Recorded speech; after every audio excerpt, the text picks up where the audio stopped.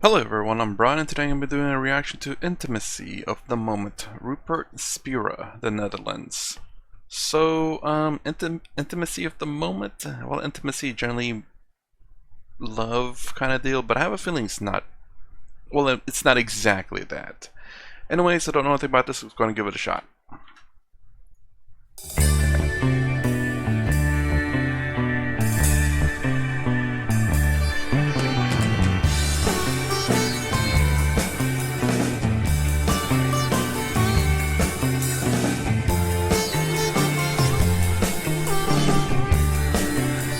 There'll be a link on her video in the description below.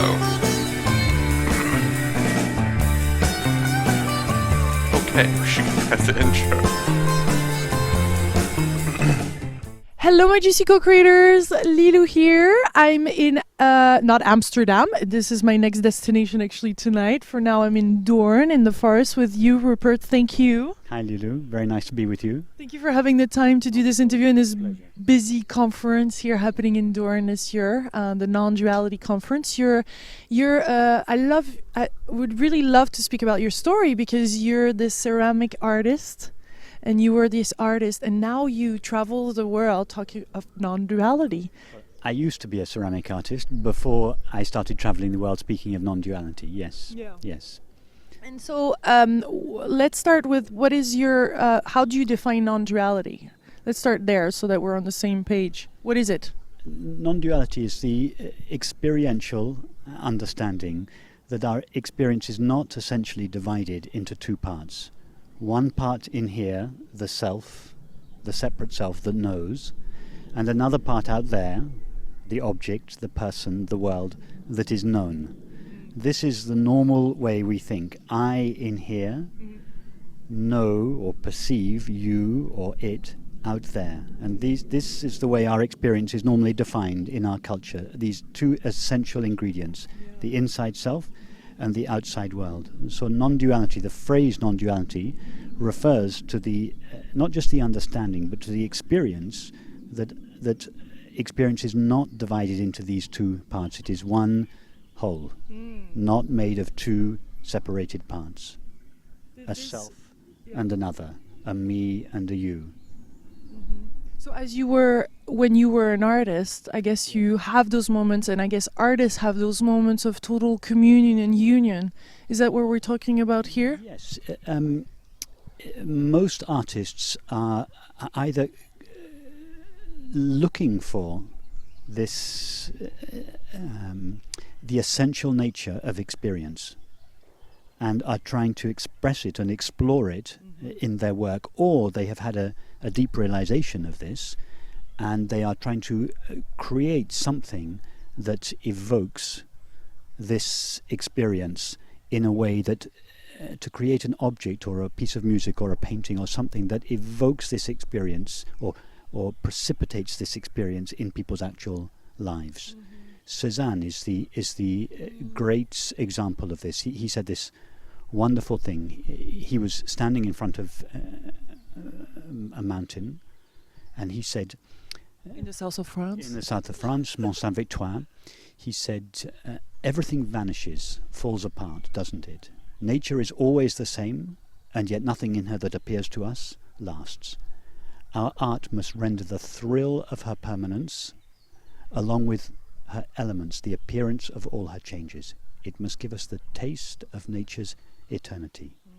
So here he is, standing in front of this mountain, this rock solid, the most enduring, solid, concrete object in nature. It's been here for millions of years. And he says, everything vanishes, falls apart. What did he mean, everything vanishes, falls apart? He meant, all I know of the mountain is perception. This perception. I close my eyes, the perception vanishes. I turn my head, the perception vanishes. Then another perception, it vanishes. All we know of the world are perceptions, sights, sounds, tastes, textures and smells. That's it. That's all we know of the world.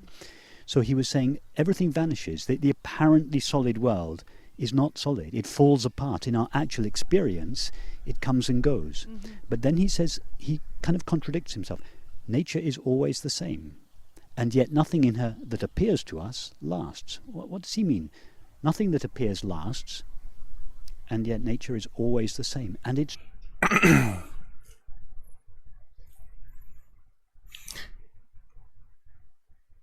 Nature is always the same. I would assume that he's meaning the fact that nature is nature. It does what it does, and it doesn't change. Not necessarily in a physical sense, as in a tree will always be a tree. Eventually, it's going to die, rot, and go away. But nature itself, nature is inclusive of that tree, or the tree will drop a seed, or an animal will eat the fruit, and then nature happens again, where that fruit, that seed, or whatever becomes a tree again. That's how nature works. It's not to say that nature is a physical object, but nature is it's something that humans defined as a process, I suppose. Nature is always changing, but never changing. Always changing in a physical manner, but never changing in terms of its processes, I guess. That's how I would assume it, because it's always the same. Yeah, nature, like a wolf will always hunt for a rabbit. That's nature. A wolf will continue to hunt for its food, basically.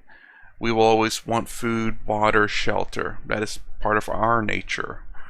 And that will always be the same, because if we are lacking shelter, we will seek shelter. If we're hungry, we will seek food. If we're thirsty, we will seek water. That is our nature. Oops.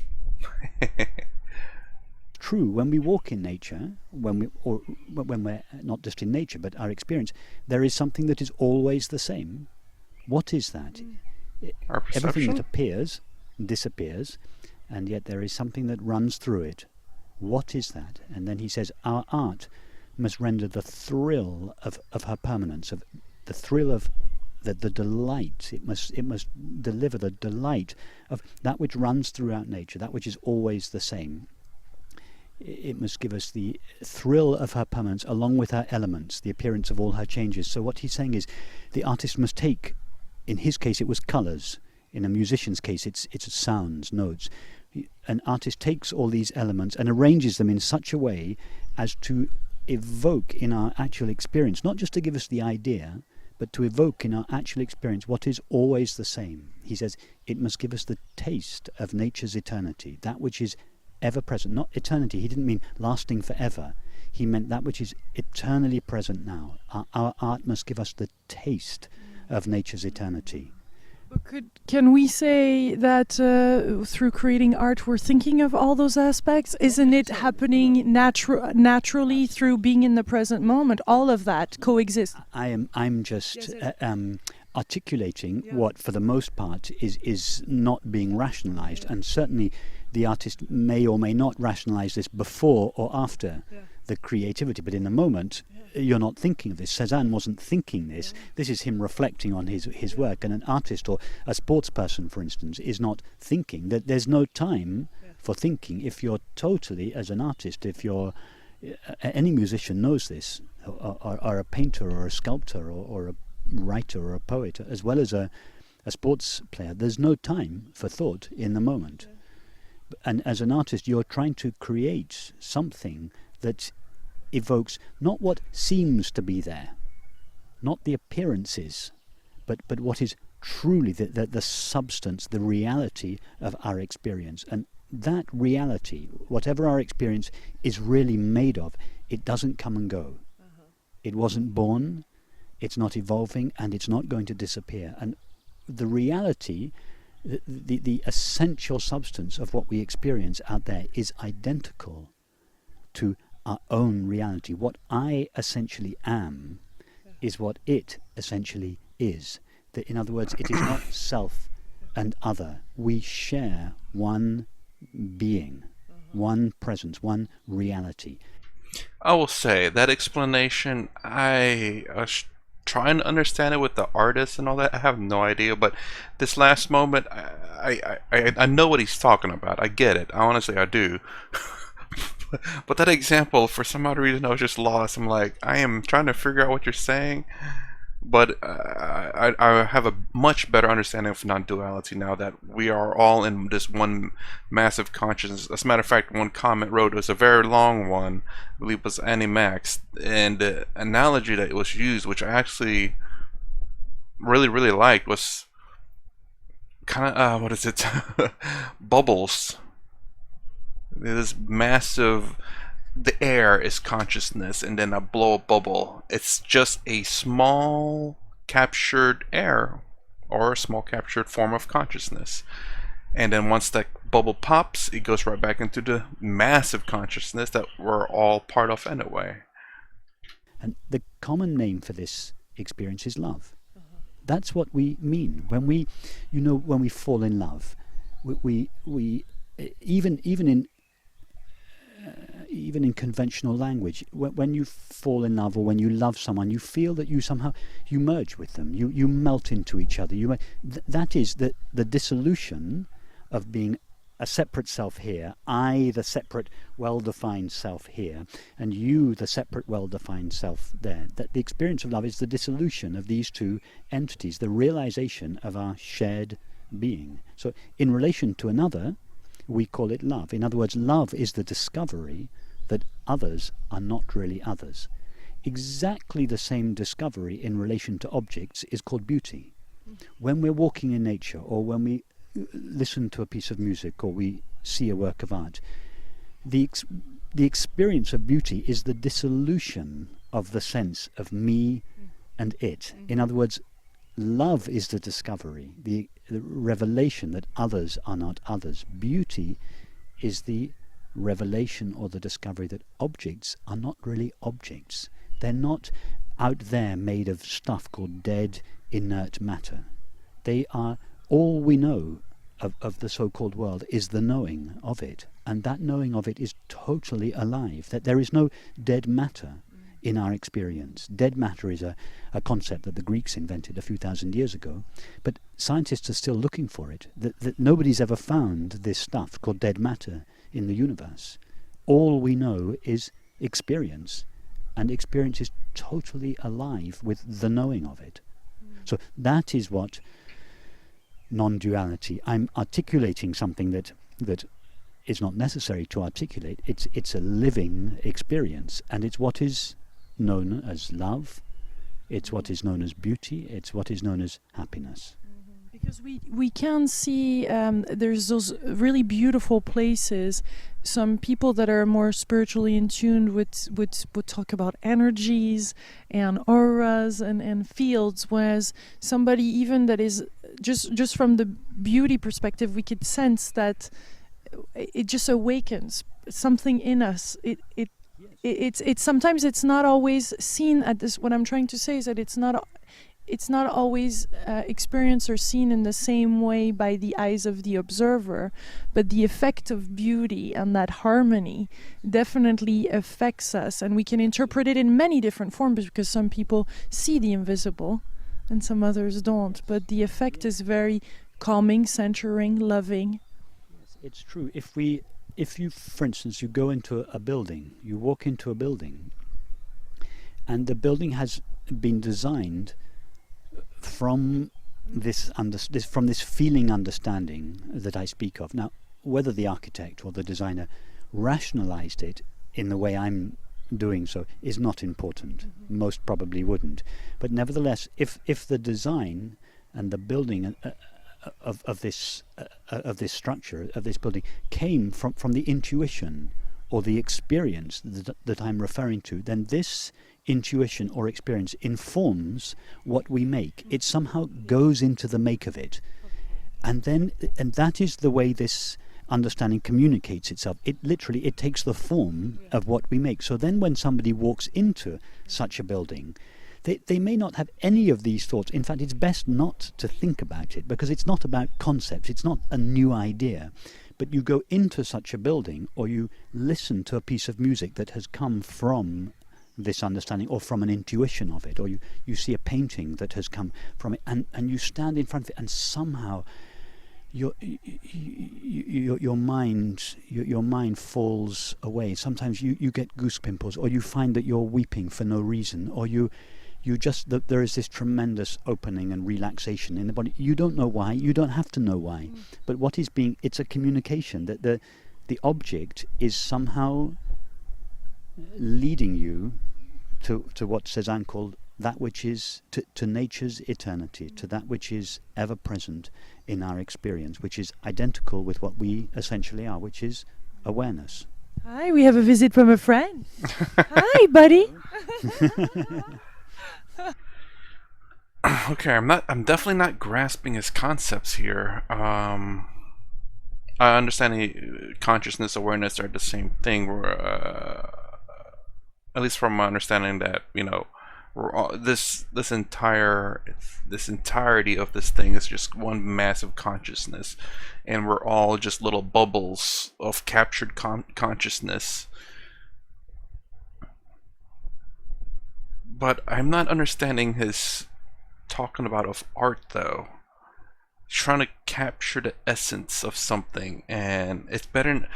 He keeps, well, I want to say he keeps changing up, but he's like, oh, the music, the painting, the architect. I'm like, one example at a time, please, and finish up with an example, and then move on to the next one.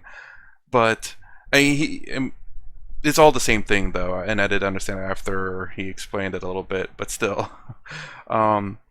So this emotion, this feeling. Okay, maybe I'm starting to understand a little bit now. So basically, this artist created this painting, and he put the moment into this painting, the feeling, the whatever it may be.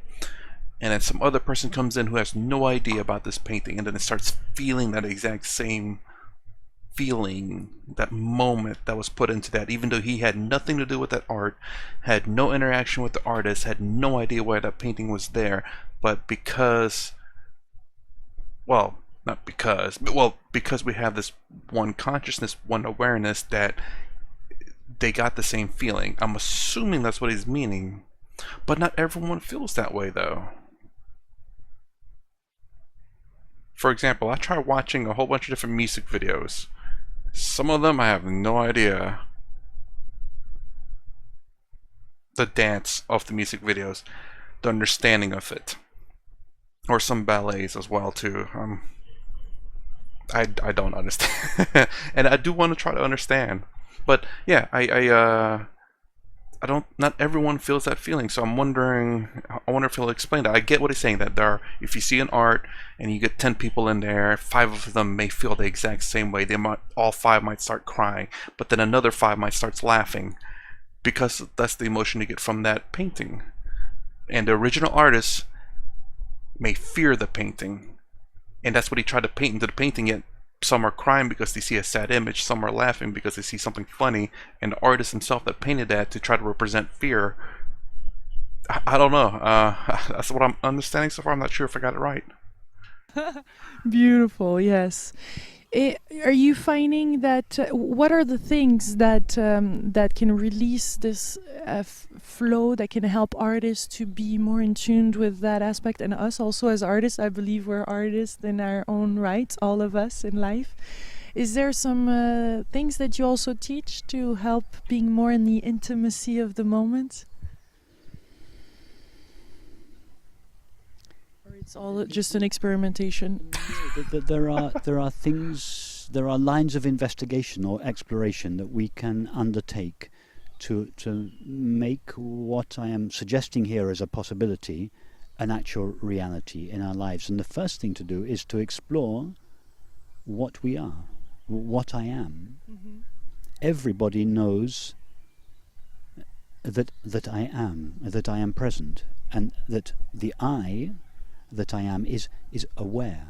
For instance, right now you are aware of this conversation, and we are aware of the sound of the birds and the sight of the trees and the tingling of the sensations of your feet, and whatever thoughts are present in your mind. We're all aware of this. Now, what is it that is aware of that? What is aware of your thoughts? I've heard Deepak Chopra said this, and I would say the soul. Don't refer to what anybody Intellectually, else. yeah. No, but right it's now, my soul. because the soul is just okay. But I'm just going to ask you what you mean by your soul, because right now, My essence. no. What is your you, essence? Yeah, I, the one that is called Lilou. You are aware of your thoughts. Yes. Now, whatever it is that is aware of your thoughts is not itself made out of a thought. Yes, because the thought flies by. Yes, the thought is like this. Yes, it just sails by. What should we have for dinner tonight? It comes and it's gone. Some get stuck longer. Some get stuck a bit longer and they go round and round, but nevertheless they all go. But you are there, aware of that passing thought. Yeah. You weren't made of the thought, because when the thought vanishes, you remain. Yes. Same with your bodily sensations. All the sensations that are present in your body now, they disappear. But you, when they are present, you're aware of them. When they disappear, you remain. So you can't be made, this aware presence, is not made out of a sensation, or a thought, or a feeling, or a sound, or a shape, or a texture, or a smell. Yeah? You are aware of all these things. Now, what is that you, that aware presence? If I was to ask you, for instance, turn your attention towards your thoughts. Take a thought now, any thought. What should we have for dinner? You don't have to tell us, just any thought. And just watch the thought flow by. It's very easy to watch that thought. Yeah? It's like watching a bird. You just watch it, yeah? Or if I was to suggest to you, turn your attention towards the tingling sensation at the soles of your feet. You go straight there, very easy. Or to the sound of the birds. You go straight there. Now, what if I was to ask you, turn your attention to whatever it is that is aware of your thoughts, your feelings, your sensations and your perceptions. Where do you go? Inside. Inside where? More on the heart area. Okay, so what you find the heart area, what is it that is aware of the heart area? I would say my essence, my beingness. Whatever it is, can you find it? It's not definable, but it's not definable or findable. Definable. If you go to your heart area, you find a sensation or a feeling, but something in you knows that sensation or is aware of that sensation or feeling. If you try to find that one, you can't find it. Why? Because it's not an object. It's not a thought. It's not a feeling. It's not a sensation. It's just made out of pure, empty awareness. Now this part I am very much familiar with. It's kind of weird that she pointed to her heart, though. Her essence, her feelings. Empty because it's not made of an object. Yes? So it's like it's transparent. It's empty. It's made out of pure knowing, pure awareness. Now, if you ask yourself, is there a limit to that awareness? Can you find, go now. No, I cannot put boundaries. Can you find a limit to it? Does it have an age? Mm-mm. Does it have a gender? Mm-mm. So immediately, this that we call I, we're discovering, this I is not a 40, 50, 60-year-old man or woman. It's not white or black or this I is transparent, colourless, without boundaries, without limits, without gender, without age. And if we look deeply, in other words, it has no limits. And if we look deeply as well, we find that it is always present. Have you not always been present as the knower of your experience? The 5-year-old Lilou, wasn't her experience known by the same transparent awareness? Yes, I was experiencing life differently, but yeah. No, the experiences were different. The thoughts were different, the feelings were different, the sensations were different, the world was different. But the one who experienced them, was that one different? I do wonder. I mean, what about like infants and stuff? I'm sure, I know people will say, you know, like it's always been there, but I'm curious as to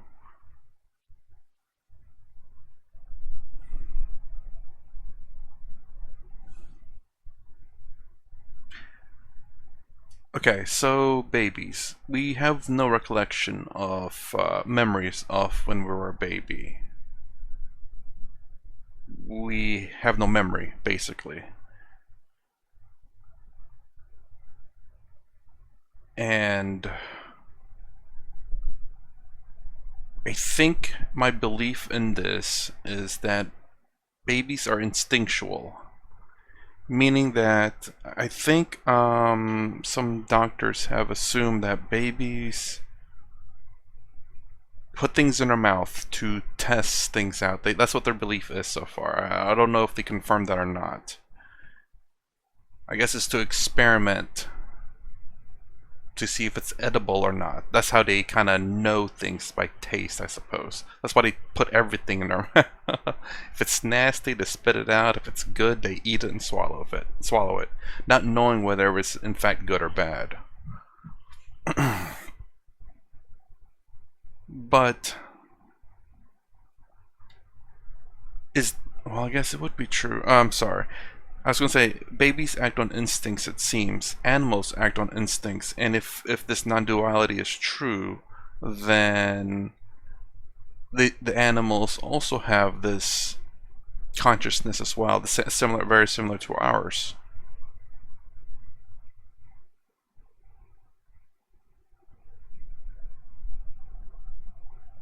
But is this consciousness then instinctual?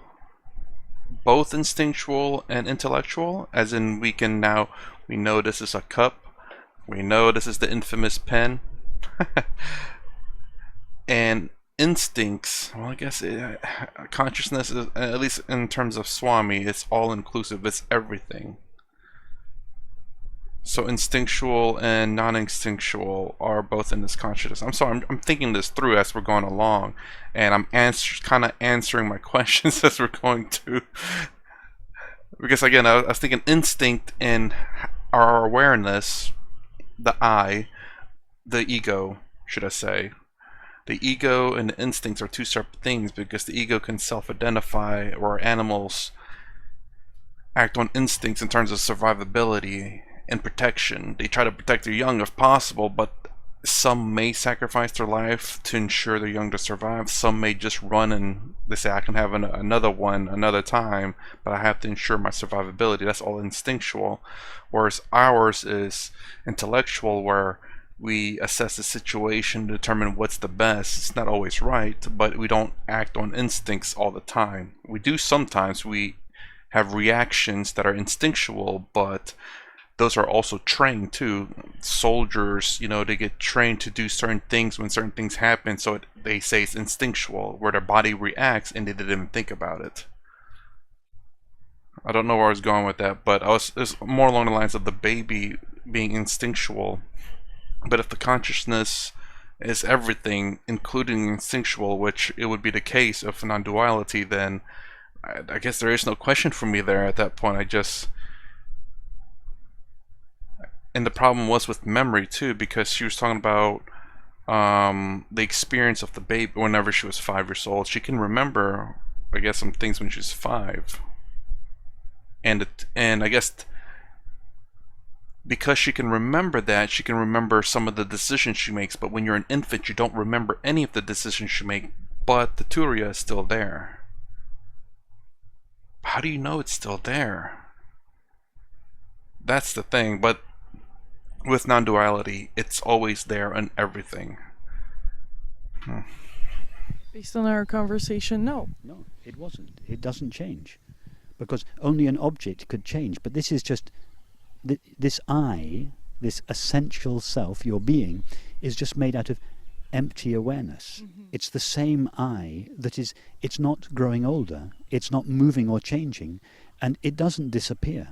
You've never had, nor could you ever have, the experience of this I disappearing. It wasn't born. It's not evolving. It's not going to die. Yes, the mind appears and disappears. The body appears and disappears. But you, the essential you, is without limits and ever present. Now, without limits means infinite, not finite. And ever present means eternal, eternally now. That is the great discovery, to make that what I am is not a cluster of thoughts, feelings and sensations that was born at a particular time and place, that is moving, evolving, growing old, and is one day going to disappear.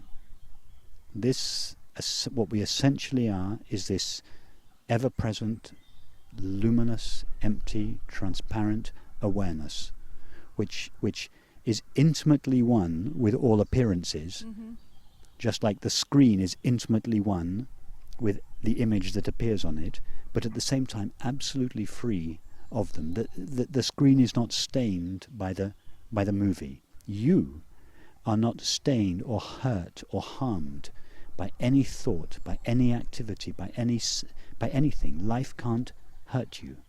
You are this pristine, indestructible, ever-present, infinite awareness, which is intimately one. The sounds, for instance. All we know of the sound is the experience of hearing, yes? All we know of sound is hearing. How close to you does the experience of hearing take place? 20 meters away? Or this close? Where is hearing taking place? How close to you? Well, I can hear the birds out, but it resonates aside. The experience of hearing, where is that taking place? That's a good question. The experience of hearing here. Here.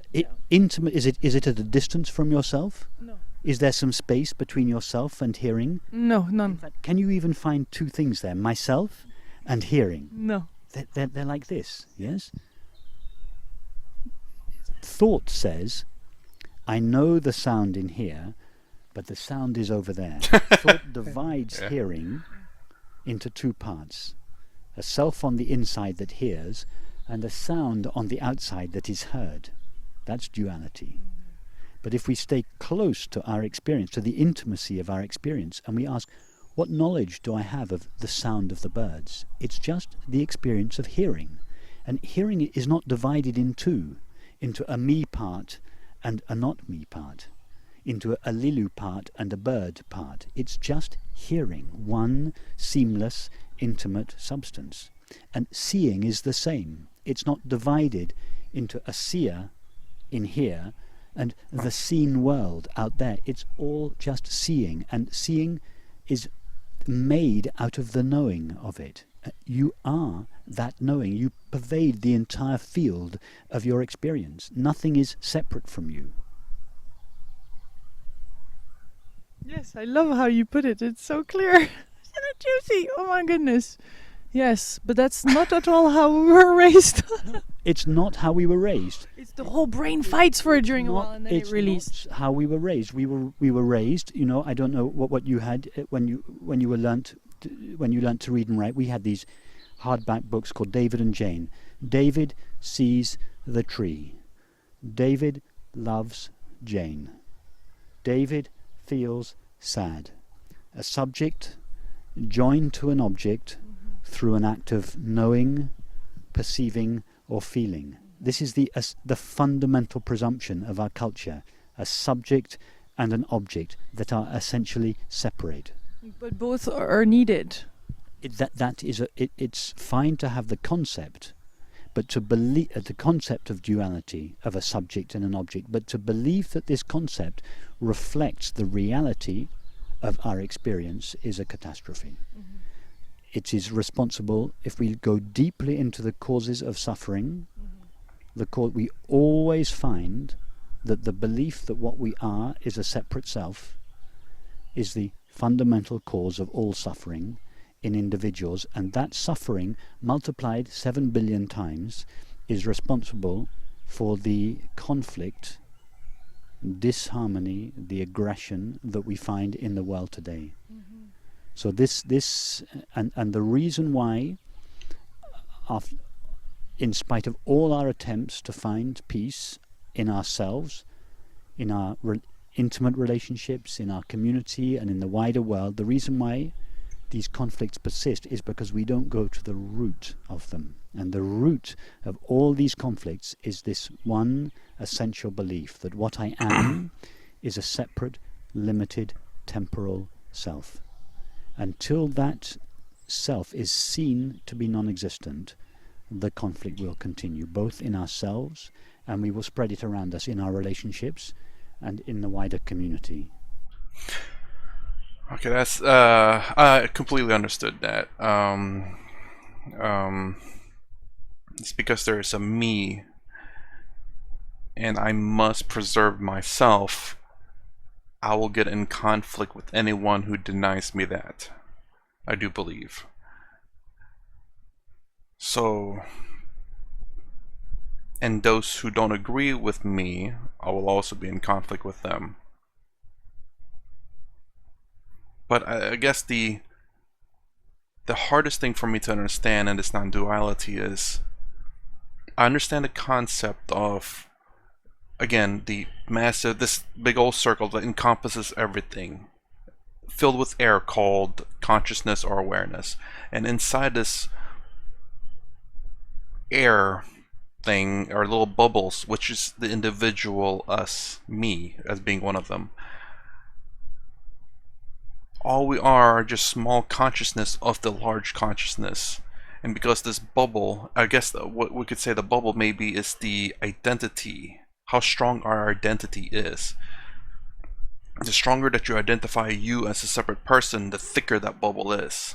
The harder it is to join you back to the bigger consciousness. For those who see the bigger consciousness, their bubble wall is thin, I suppose. Or maybe even non-existent. They see themselves as part of the bigger consciousness, and they see it all. Again, I don't know how to explain that part, because I still don't quite understand that portion. I understand the bubble of consciousness that is you, and then this big area of consciousness, which is all of consciousness, all of everything. And that little bubble is, again, I guess I'm trying to explain it in such a way that the bubble wall, the thickness of that bubble wall is determined by how strong you identify yourself as something completely separate from everyone else and everything else. The stronger that you see yourself as the true you, the stronger you see yourself as completely separate from everyone else, the ego taken over or complete control, the thicker that bubble is. Basically, the bigger that separation you are, even though you are still the small consciousness on top of the large consciousness. You're still all in one. Let me know if I'm making any sense here. But the thing I'm not understanding is this big consciousness. How are we, in a sense, I don't know how to formulate the question, because this is a new, relatively new. I've been watching videos like this for a little bit, and I'm getting better and better at understanding it, especially with the comments that I read, and I've been slow to reply because it's been busy. But I don't understand. Okay, we are, I guess, this big consciousness. And I did ask a question on one of the videos, like, are ants, viruses, dirt, rocks part of this consciousness? And someone said yeah. So okay, I'll accept that. So if everything is this consciousness, what's the point, I guess? And maybe that's the kind of person I am. There has to be a point to something. Maybe I'm too practical. As in, I mean, whenever I buy something, for example, there has to be a practicality to it. I'm more practical than I am for beauty. So, meaning if I buy something, I'm not going to buy this necessarily just as a decor, although I have bought some of that. I'm generally speaking more practical, so I'll buy some decor, but for the most part, I'll buy practical things that I will use and need. So there has to be some practicality to it. Even paintings will have practicality, a way to beautify the room. Such a weird word, but yes, a way to, it has some practicality to it. You can't just have a room that's just completely empty, or just a couch in it. It'll be in no color, just gray, or whatever the original color of wood and slab of cement is. I'm not that practical. But yeah, what would be the purpose of, I guess, this, everything being this part of this consciousness? I guess I can't formulate the question quite right yet, because I'm still getting a better understanding of it, and I don't know how to ask the question. What is the purpose of this bigger consciousness? What is the purpose of us snagging little bits of this consciousness to develop our ego of I? What is the purpose of it all? I can separate life. What's the purpose of life? Reproduction, continuation of your species. Once you get past that, people, What's the purpose of my life? Well, there is no purpose but to create your own. But can that be the same purpose of this gigantic consciousness? I don't think so. Or can it be? Again, I don't know. I really don't know. Again, I've not really thought about it myself as this bigger part of the consciousness. So that's something new that I would have to think about. Anyways, let's move on. Well, I was going to say, so the answer is love, but it's... You're right. The answer is love. If, as What? long as by love, Yeah, we have the... we understand not a feeling from one Okay. person to another. What love is the dissolution of the sense of self and other. So yes, absolutely, love is the answer. Yes, you're absolutely right. Love it's like the common name for non-duality. What I'm describing in a rational way is lived and felt in our experience as love. It's also experienced as peace and happiness. These are the ways that this understanding is revealed in our actual experience: love, peace and happiness. And think about it. If you were to do a poll of all 7 billion people and ask how many of you are interested in non-duality? I would say before watching this videos, I would have no understanding of what that is, and I would not be interested in it at all. After watching this videos, I am very much interested in it because I'm trying to understand it, especially the bigger consciousness, the awareness, whatever this big thing is that we're all part of. I mean, who would say yes? Hardly anyone. 0.0001%. Well, I mean, it's kind of like saying, who's interested in Flabba-Jabba? Are you interested in Flabba-Jabba? If you don't know what it is, I mean, there are some people who are just genuinely curious, who are interested in just random weird things. And those are the people, like, especially if they don't know what that is, they have no understanding of what that is. For a normal person, though, generally speaking, they wouldn't be interested in it because they don't know what it is. They have other things they're thinking about or have to do. That this one more thing, which doesn't have any meaning to them, it's not going to help them in any way. Once people understand what it potentially might be, you will have more people interested in it. But then again, there's still people out there who won't be interested in it. Would say. But what about if you asked all 7 billion, are you interested in love and happiness? All 7 billion would say yes. Would I be interested in love and happiness?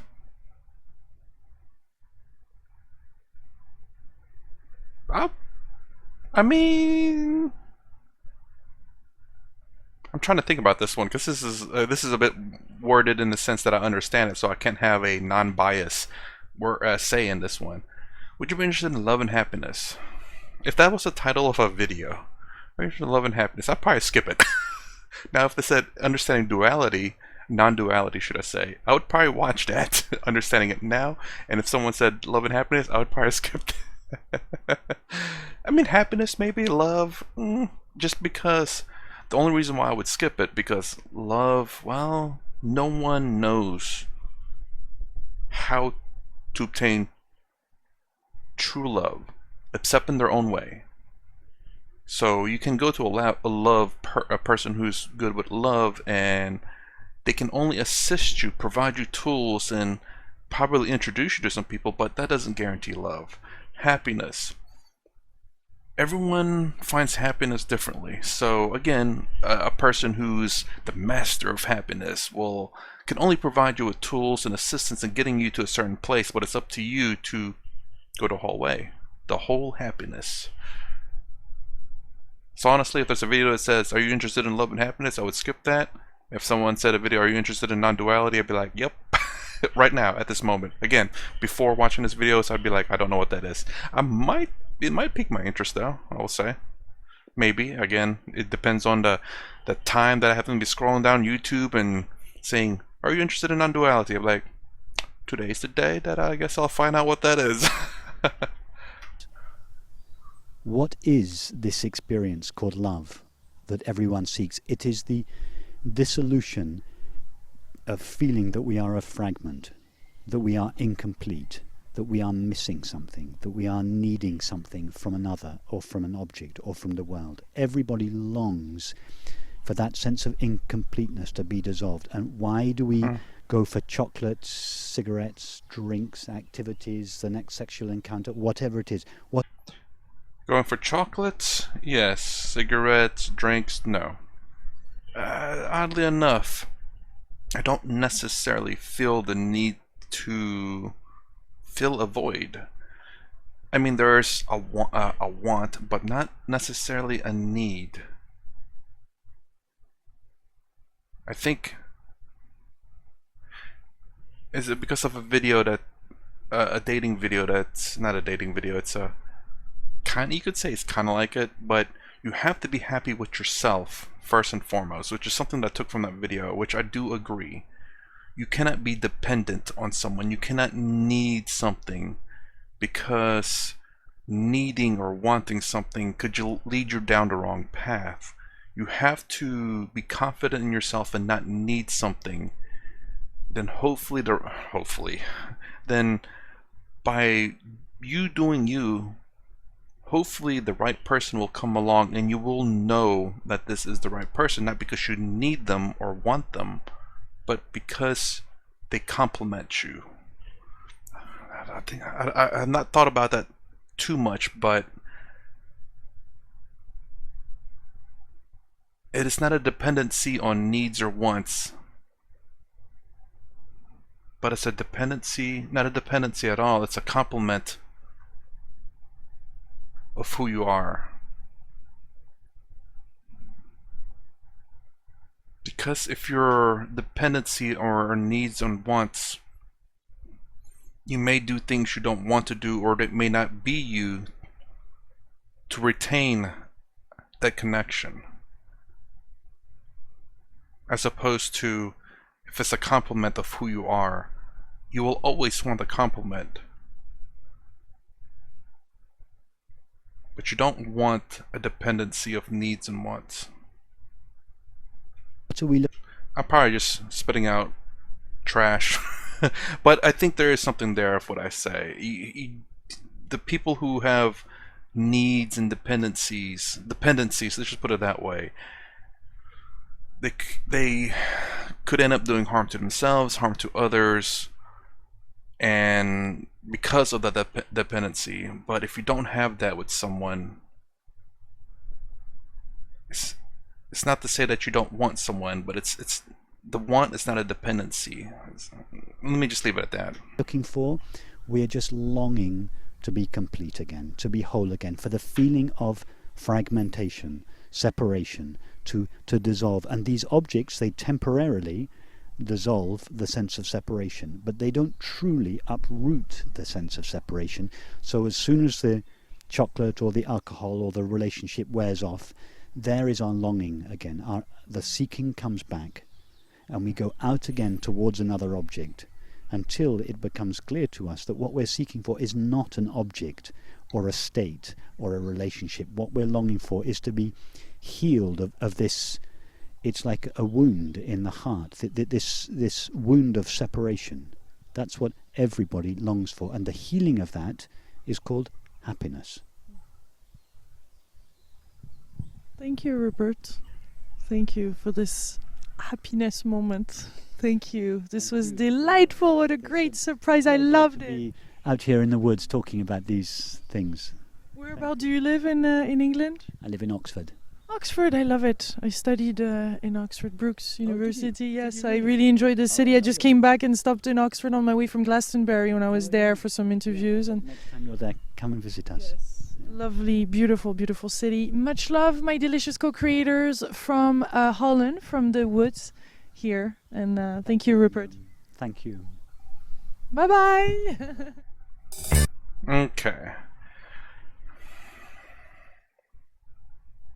I wonder, I mean, I looked at her channel and she seems to interview a lot of people. I'm not exactly sure who they are though, so I don't know if she understood or not. It seems like she did at some points and not maybe at others. And I don't know. I mean, I didn't understand the dude at the very beginning with his analogies of painting and architect and music. Maybe I did, somewhere towards the end there where he's trying to paint the moment, and then some other people will also feel that exact same thing that the artist did, even though they had no interaction with each other. And that link, that connection, is the consciousness, the awareness. But my problem with that is the fact that not everyone feels that way. And maybe his reasoning for that would be the ego, where the ego would block out the true intent of the painting, or the architect, or the music. But at that point, before watching wisdom videos, my saying would be is that art itself is subjective. Not every art is beautiful, but yet every art is beautiful. That's just to say that, it's subjective again. What some people like music, some people don't like music. Some people like techno, some people don't like techno. Some people like country, some people don't like country. Subjective. Same with art, same with architect, same with anything that's considered to be art. Alright, anyways, that's all I have to say about intimacy of the moment. And I was a bit confused in the beginning, understood what it was saying towards the end. And I guess that's it. Anyways, that's my reaction to this. If you like my content, please consider subscribing. Thumbs up, thumbs down below. Thanks for watching. I'll see you in the next vid.